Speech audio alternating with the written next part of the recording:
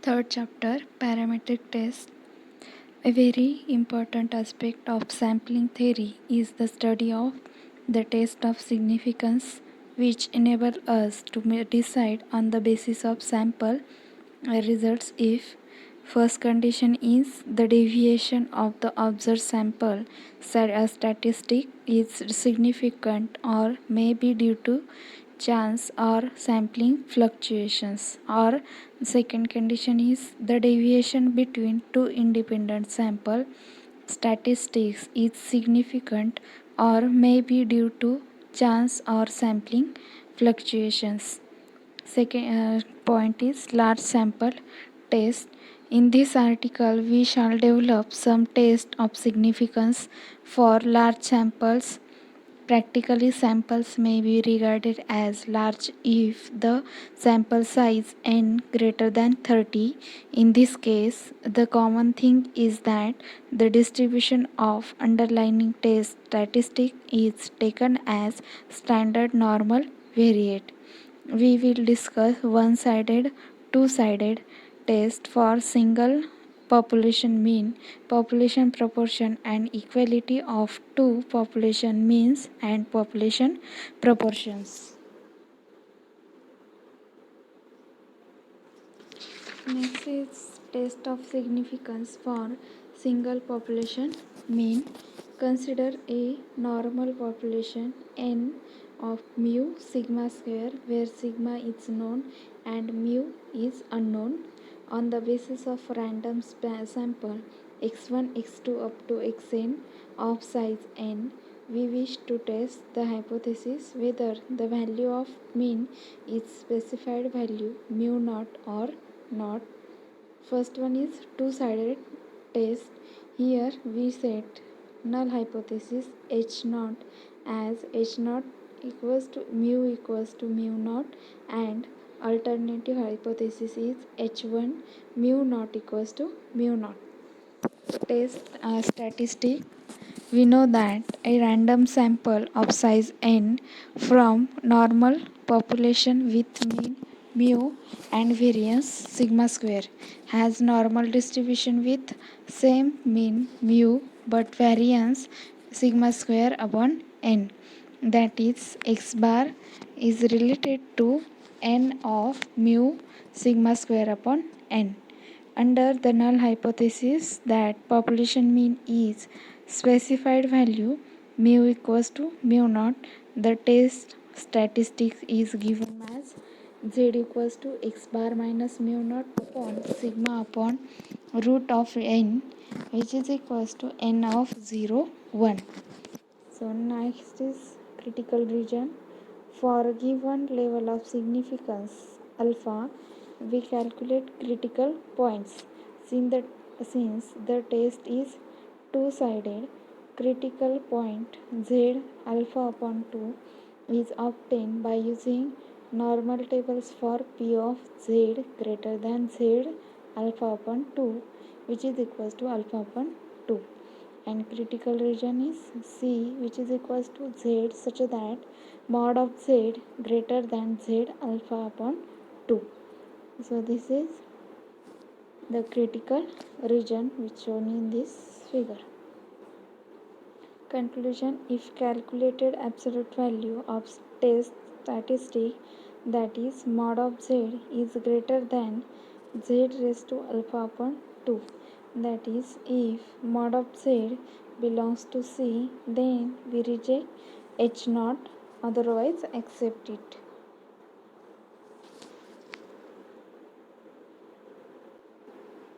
Next is a remark.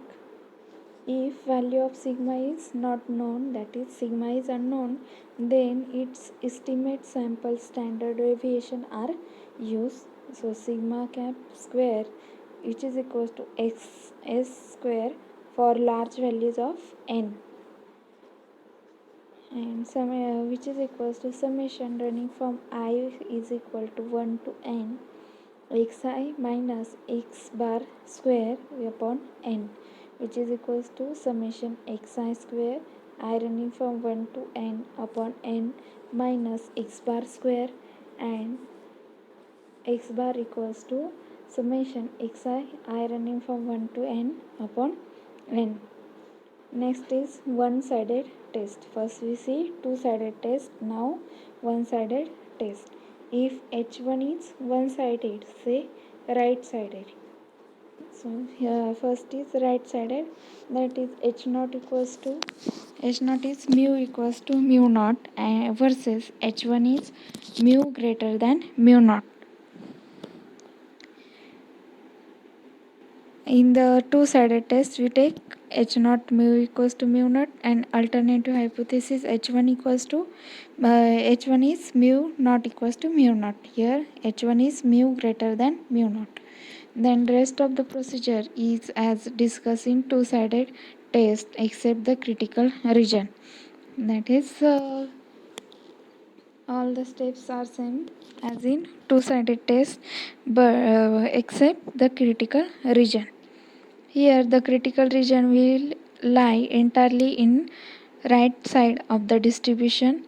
So critical region equals to C, which is equals to Z, such that Z greater than Z of alpha, Z alpha,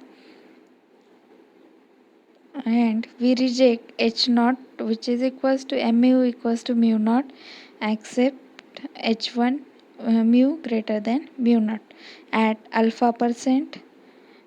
If calculated value of Z greater than Z alpha. Similarly for left sided test, so first we see for right sided test. Now the left sided test, mu h naught is same, that is mu equals to mu naught versus h1 is mu less than mu naught. Critical region will lie entirely in the left tail of the distribution. Therefore, critical region is Z such that Z less than Z minus Z of alpha, and we reject H naught, which is mu equals to mu naught, and accept H1 mu less than mu naught.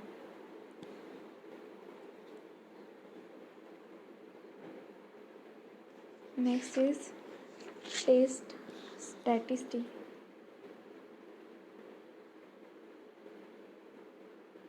Test statistics.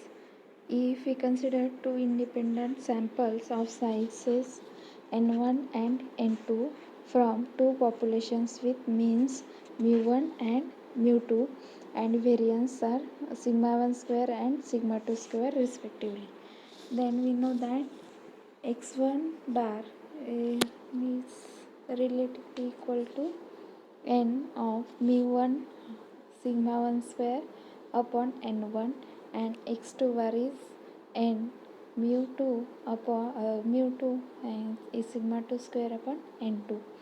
Also x1 bar minus x2 bar nearly equal to n of mu1 minus mu2 and sigma 1 square upon n1 plus sigma 2 square upon n2.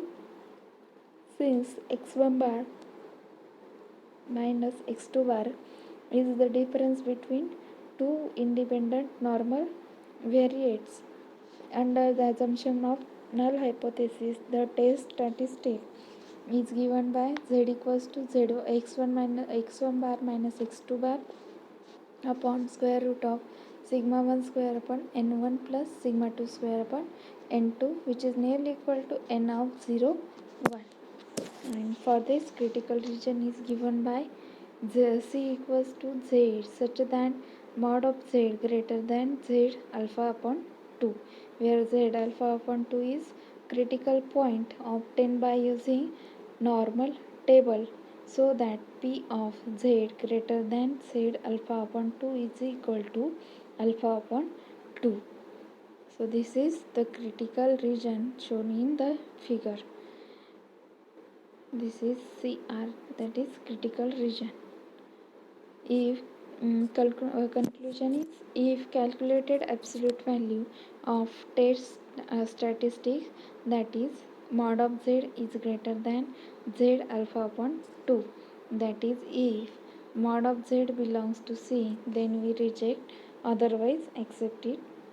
Remark, if sigma 1 square and sigma 2 square are unknowns, Then their estimates provided by sample variances say S1 square and S2 square respectively are used.